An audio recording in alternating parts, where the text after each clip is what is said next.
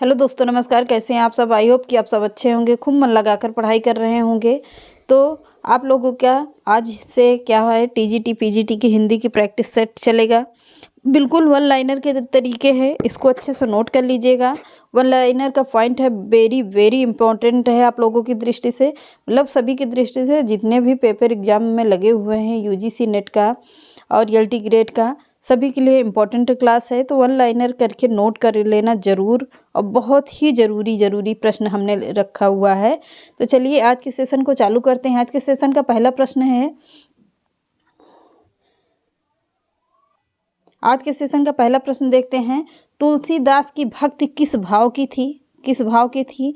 तो दास से भाव की थी। पहला ही ऑप्शन सही है, मतलब कि वन लाइनर की तरीके मैंने आपको बताया है। अगला प्रश्न देखते हैं। साखी शब्द दोहरा, कवि कहानी उपखान, भगत निरूपहि भगत कलि, निंदहि वेद पुराण, किस कवि की पंक्तियां हैं? तो किस कवि की पंक्तियां होंगी? तुलसीदास की पंक्तियां हैं। अगला प्रश्न देखते हैं। लोटा तुलसीदास को लाख टका का मोल, पंक्ति किसकी है? किसकी पंक्ति होगी? होल राय की पंक्ति है। अगला देखते हैं। तुलसीदास का सारा काव्य समन्वय की विराट चेष्टा है, इस वक्तव्य के रचयिता कौन है? हजारी प्रसाद द्विवेदी जी हैं। कौन होंगे? हजारी प्रसाद द्विवेदी हैं। अगला है तिरुप्पा तिरुप्पा वय, तिरुप्पा वय किसकी रचना है? किसकी रचना है? आंडाल की रचना है। अगला प्रश्न देखते हैं। यदि इस्लाम ना भी आया होता तो भी भक्ति साहित्य का 12 आना वैसा ही होता जैसा आज है, किसकी पंक्ति है? किसकी पंक्ति होगी? हजारी प्रसाद द्विवेदी जी की पंक्ति है। किसकी? हजारी प्रसाद द्विवेदी की है। अगला प्रश्न देखते हैं। जायसी सूफियों के अद्वैतवाद तक ही नहीं रहे, वेदांत के अद्वैतवाद तक भी पहुंच गए हैं, किसकी पंक्तियां हैं? रामचंद्र शुक्ल की हैं। किसकी होंगी? रामचंद्र शुक्ल की हैं। अगला देखते हैं। अगला प्रश्न देखिए, कुछ प्रश्न पढ़े हुए थे इसलिए हमने उसको छोड़ दिया है। श्री संप्रदाय के आराध्य थे, कौन थे श्री संप्रदाय के आराध्य? नारायण जी को माना जाता है। अगला है कृष्ण लीला प्रधान पहला संस्कृत काव्य है, कौन सा? कृष्ण लीला प्रधान पहला संस्कृत काव्य है, किसका? गीत गोविंद है। किसका है? गीत गोविंद है। पर गीत गोविंद है किसकी? जयदेव की है। किसकी? जयदेव की है। अगला देखते हैं। राम भक्ति में रसिक संप्रदाय के लेखक कौन हैं? राम भक्ति में रसिक संप्रदाय के लेखक कौन होंगे? भगवती प्रसाद सिंह। कौन? भगवती प्रसाद सिंह हैं। अगला प्रश्न देखते हैं। कृष्ण के पास्त्रों में स्वर्ण पत्र पर श्री राधा अंकित कर आराधना करने वाला संप्रदाय है, कौन है? राधा वल्लभ संप्रदाय। कौन होंगे? राधा वल्लभ संप्रदाय। धा यहाँ भी है, धा यहाँ भी है, रा यहाँ है, रा यहाँ है, तो राधा वल्लभ हो जाएगा। आराधना ऐसे करके याद कर लेना, याद हो जाएगा। अगला प्रश्न देखते हैं। किस संप्रदाय में गद्दी पूजा का विधान है? किस संप्रदाय में गद्दी पूजा का संप्रदाय है, विधान है? किसमें है? राधा वल्लभ संप्रदाय में गद्दी पूजा का क्या है? संप्रदाय है। अगला प्रश्न देखते हैं। अगला प्रश्न देखिए। आचार्य रामचंद्र शुक्ल ने प्रेमाश्रयी काव्य धारा का प्रथम कवि माना है, किसे माना है? कुतुबन को माना है। किसे? कुतुबन को माना है। अगला प्रश्न है। शुद्धाद्वैतवाद के प्रणेता हैं, कौन? शुद्धाद्वैतवाद के प्रणेता कौन होंगे? वल्लभाचार्य जी हैं। अगला प्रश्न देखते हैं। वल्लभाचार्य के मत को शुद्धाद्वैतवाद कहने का कारण है, क्या कह रहा है? कहने का कारण है तो इन्होंने शंकर के अद्वैतवाद को शुद्ध किया था, इसलिए इन्हें शुद्धाद्वैतवाद कहा गया। अगला प्रश्न देखते हैं। सूफी रचना अनुराग बांसुरी के रचनाकार हैं, सूफी रचना वेरी इंपॉर्टेंट है। सूफी रचना अनुराग बांसुरी के रचनाकार कौन होंगे?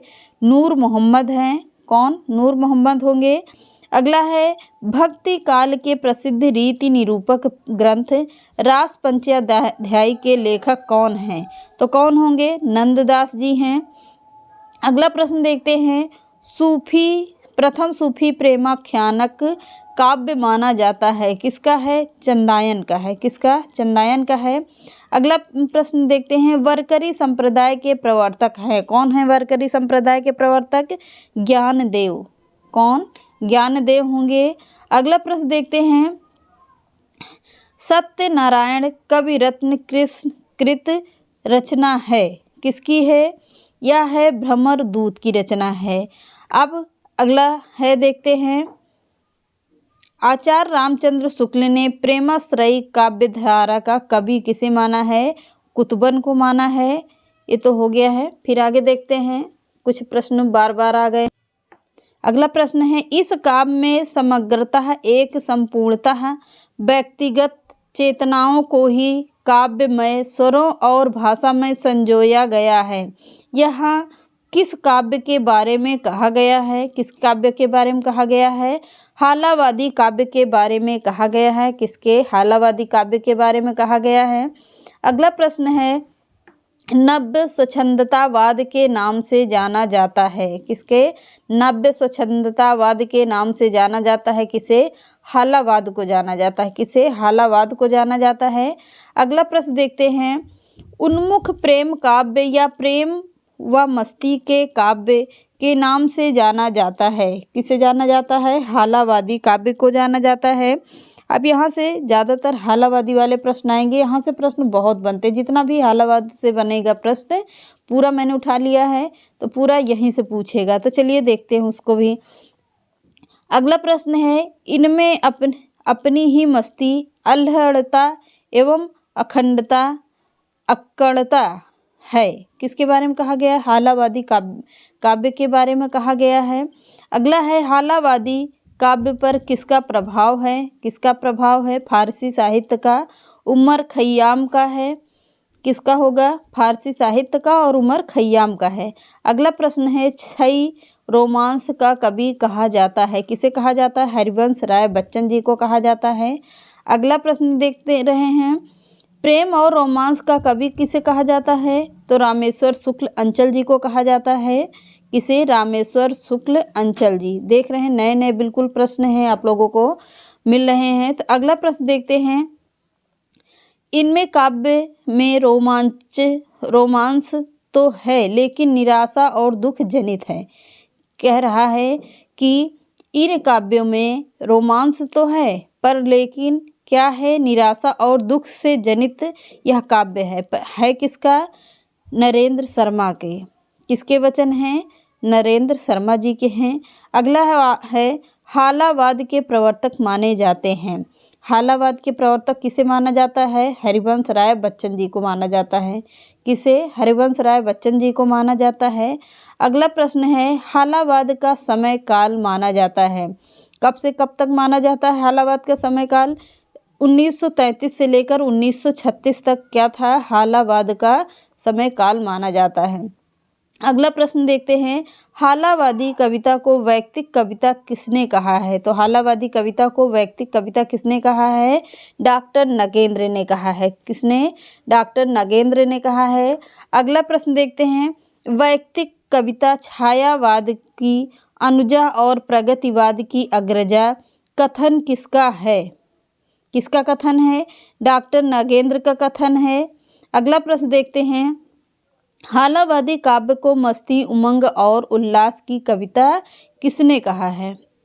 हालावादी काव्य को मस्ती, उमंग और उल्लास की कविता किसने कहा है? देखते हैं, व्यक्तिवादी कविता का प्रमुख स्वर निराशा है, अवसाद है, थकान, अवसाद का है क्या? थकान का है। टूटन क्या है? चाहे किसी भी परिप्रेक्ष्य में हो। कथन किसका है? रामदरस मिश्र का है। किसका? रामदरस मिश्र का होगा। अगला प्रश्न देखते हैं, व्यक्तिवादी गीत कविता की सभी प्रवृत्तियां प्रेम, निराशा, वेदना, सामाजिक चेतना किसके काव्य में लक्षित होती हैं? किसके काव्य में लक्षित होती हैं? तो आरसी प्रसाद सिंह के काव्य में क्या होती है? लक्षित होती है। अगला प्रश्न देखते हैं, अशरीरी प्रेम के स्थान पर शरीरी प्रेम को इन्होंने तरजीह दी है? किन्होंने तरजीह दी है? हालावादी कवियों ने दिया है। अगला प्रश्न देखते हैं, मूलतः प्रेम, यौवन और सौंदर्य के कवि माने जाते हैं। कौन माना जाता है? रामेश्वर शुक्ल अंचल जी को माना जाता है। अगला प्रश्न देखते हैं, हालावादी काव्य को छई, रोमांस और कुष्ठा का काव्य किसने कहा है? तो डॉक्टर हेतु भारद्वाज ने कहा है।